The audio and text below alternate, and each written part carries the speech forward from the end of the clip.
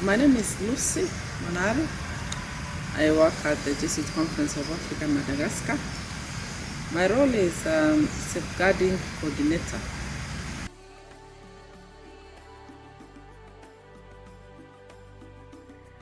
One of the reasons is that this was intentional. Why? Because JCAM as an institution is taking up a new approach on focusing on the whole holistic view of the human being and the social issues that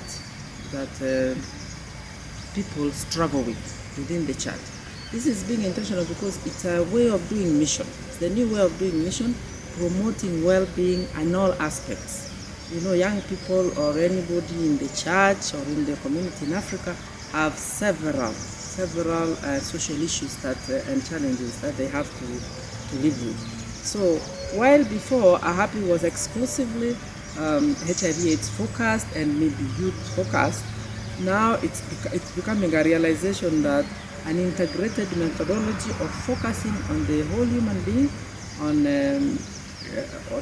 focusing on the various issues that challenge mission and challenge the existence of a well-being person.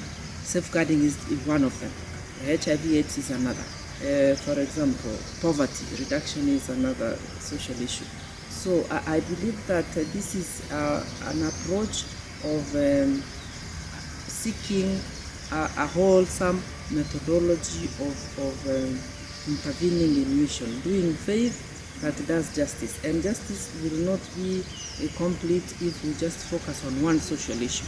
So the more the social issues that can be used, that can be focused on through the AHAPPY methodology, the more impact it will be on the general mission of the church and of course of the Jesuits in Africa. So I believe that this inclusion, this time it was the first one, but I think that we are more and more focusing on this approach, on the methodology of looking at who is the human person in the center. The human person is the center of our interventions. So they will be having several issues that are bothering them. And so integrating them, making a holistic approach to mission. This is the reason that the safeguarding has been integrated in this Isiolo training. And as well, it was very successful. It was very smooth, and you could not tell that this was supposed to be just an HIV/AIDS program. Safeguarding blended very well with the presentations, and the team as well was very, very accommodating.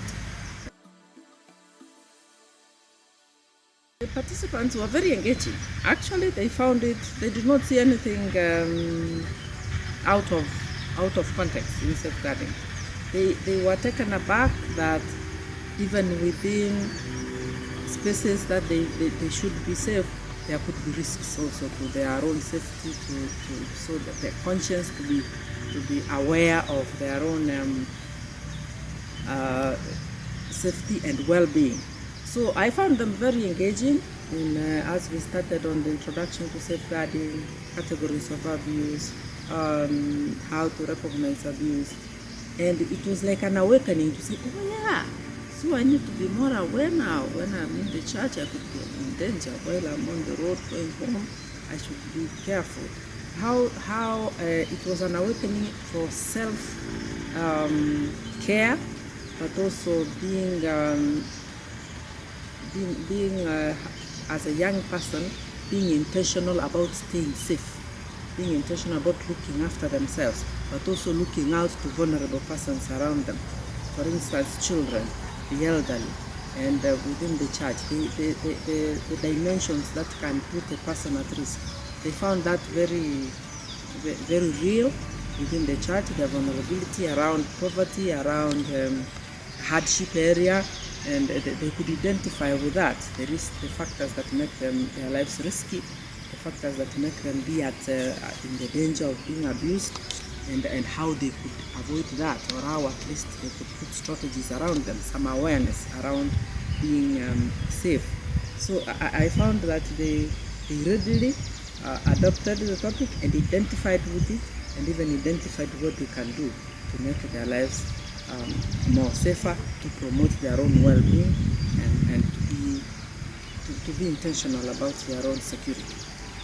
Thank you.